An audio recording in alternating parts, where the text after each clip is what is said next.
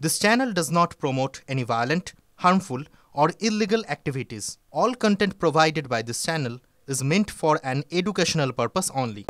আবারও রাজনৈতিক হিংসায় উত্তপ্ত কোচবিহারের দিনহাটা। মাঝরাতে বিজেপির শহর মণ্ডল সভাপতির বাড়িতে হামলা, বিজেপি নেতা বিদ্যুৎ মজুমদারের বাড়িতে ভাঙচুর। ছবি দেখুন। ২৬-এর আগে ভয়ের পরিবেশ তৈরি করতেই এই হামলা শাসক দলের অভিযোগ তুলছে বিজেপি। এই মুহূর্তে যে খবর পাওয়া যাচ্ছে, কোচবিহারের দিনহাটা থেকে খবর আসছে, আবার উত্তপ্ত দিনহাটা। মধ্যরাতে বিজেপির শহর মণ্ডল সভাপতির বাড়িতে হামলা, বিজেপি নেতা বিদ্যুৎ মজুমদারের বাড়িতে ভাঙচুর।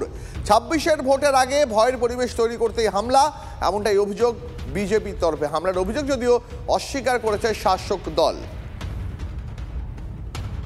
আমাদের প্রতিনিধি সুমন কল্যাণ ভদ্র রয়েছে, সরাসরি কথা বলবো সুমনের সঙ্গে। সুমন, প্রথম কথা, যে হামলা হয়েছে সেই হামলায় অভিযুক্ত তৃণমূল কংগ্রেস, তারা কি বলছে? আর দুই, এখনো পর্যন্ত লেটেস্ট আর কি আপডেট রয়েছে? দেখো, গতকাল গভীর রাতে এই হামলা হয়েছে। দিনহাটার শহর মণ্ডলের যিনি সভাপতি রয়েছেন তার বাড়িতে এই হামলা হয়েছে। তবে যাদের বিরুদ্ধে অভিযোগ, সেই তৃণমূল কংগ্রেস অবশ্য এই বিষয়টি কিন্তু একেবারেই গুরুত্ব দিতে রাজি নয়। তাদের স্পষ্ট বক্তব্য যে তাদেরকে বদনাম করতে বিজেপি এই কাজগুলো করছে। তবে সাম্প্রতিককালে কিন্তু একাধিক এইরকম সমস্যার কথা, এরকম গন্ডগোলের কথা, হামলার কথা কিন্তু সংবাদ মাধ্যমে উঠে এসছে।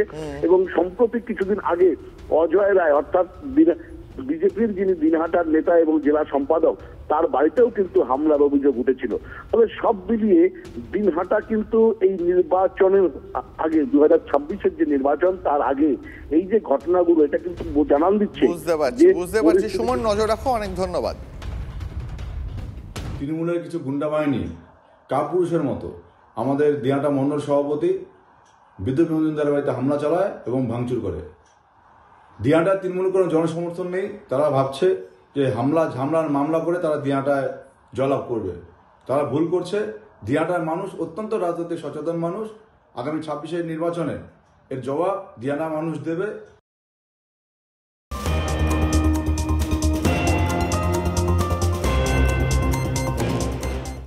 আর এবারে যে খবরে নজর রাখবো, প্রায় ২ বছর আগে হামলায় অভিযুক্ত শাহজাহান ঘনিষ্ঠ গ্রেপ্তার।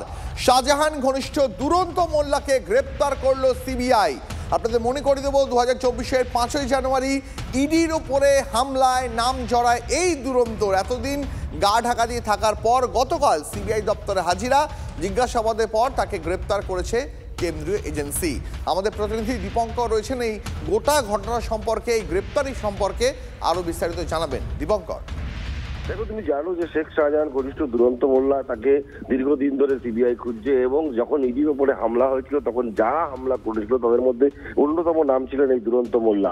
স্বাভাবিকভাবেই ইডির কেস যখন সিবিআই তদন্তভার গ্রহণ করে, তারপর থেকেই কিন্তু এই দুরন্ত মোল্লার বাড়িতে যায় সিবিআই, তার বাড়িতে গিয়ে নোটিশ করে আসে। এরকম একের পর এক একাধিকবার তার বাড়িতে গিয়ে তাকে নোটিশ করে আসা হয়েছে। কিন্তু তারপরেও যখন যায় না, অবশেষে যখন তাকে হাতে পায় দুরন্ত মোল্লা, তখন তাকে সিবিআই গ্রেপ্তার করে।